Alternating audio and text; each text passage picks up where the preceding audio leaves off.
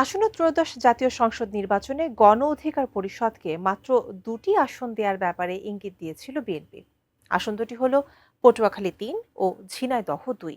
যা নিয়ে মোটেও সন্তুষ্ট নয় দলটির নেতারা। তাদের প্রশ্ন, বিএনপি 2টি আসনের সমঝোতায় আশ্বস্ত করেছে ঠিকই, কিন্তু বাকি আসনের নেতাদের কি হবে? এ নিয়ে নানা হিসাব নিকাশ চলছে দলটির অভ্যন্তরে।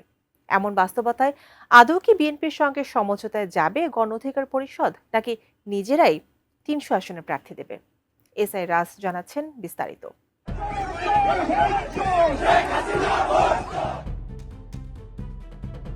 পতিত আওয়ামী লীগ সরকারের আমলে যুগপথ আন্দোলনে বিএনপির সঙ্গে সর্বদা সক্রিয় ছিল নুরুল হক নূরের দল গণ অধিকার পরিষদ। স্বৈরাচার পতনের আন্দোলনেও সম্মুখভাগে ছিলেন দলটির নেতারা। তাই বেশ আগে থেকেই গুঞ্জন চলছিল ত্রয়োদশ জাতীয় সংসদ নির্বাচনে বিএনপির সঙ্গে গণ অধিকার পরিষদের ভোটের জোট গঠনের। শুধু গুঞ্জন নয়, বিষয়টি নিয়ে রোববার বিএনপির সঙ্গে সভা করে গণ অধিকার পরিষদ। সেখানে বিএনপির কাছে 10টি আসনে সমঝোতার প্রস্তাব দেয় দলটি, কিন্তু সভায় মাত্র 2টি আসনে সমঝোতার আশ্বাস দেয় বিএনপি। তাই এবার বিএনপির সঙ্গে আসন সমঝোতায় না যাওয়ার সিদ্ধান্ত নিয়েছে গণ অধিকার পরিষদ। দলটির শীর্ষ নেতারা জানিয়েছেন, বিএনপির সঙ্গে সমঝোতায় নয়, বরং সংসদ নির্বাচনে এককভাবে দলীয় ট্রাক প্রতীকে 300 আসনে প্রার্থী দেওয়ার সিদ্ধান্ত নেওয়া হয়েছে। সোমবার দলটির জাতীয় নির্বাহী কমিটির সভা শেষে এ সিদ্ধান্ত জানানো হয়। পরে গণ অধিকার পরিষদের মুখপাত্র হাসান আল মামুন বিষয়টি নিশ্চিত করেছেন। নতুন বাংলাদেশ গড়তে এলো জুলফিকার স্টিল। জুলফিকার স্টিল, ইস্পাত দৃঢ় অঙ্গীকার।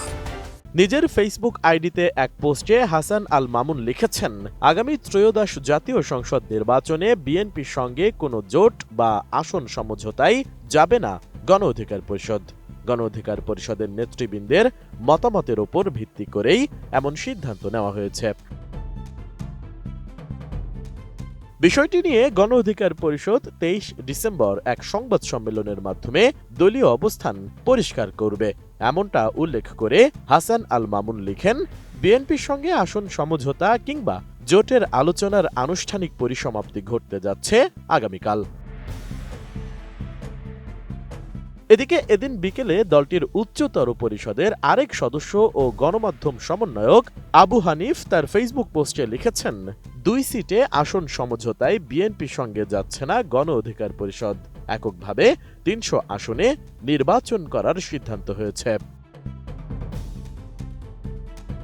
জানা যায়, সোমবার দলের নির্বাহী কমিটির সভায় এই সিদ্ধান্ত নেওয়া হয়। সভায় উপস্থিত ছিলেন আগ্রহী মনোনয়ন প্রত্যাশী ও অঙ্গ সংগঠনের দায়িত্বশীল নেতারা। উপস্থিত নেতারা তাদের বক্তব্যে জানান, গণ অধিকার পরিষদ একটি বিকল্প রাজনৈতিক শক্তি হতে চায়। আওয়ামী ফ্যাসিবাদের সঙ্গেও গণ অধিকার পরিষদ কোনো আপোষ করে নাই।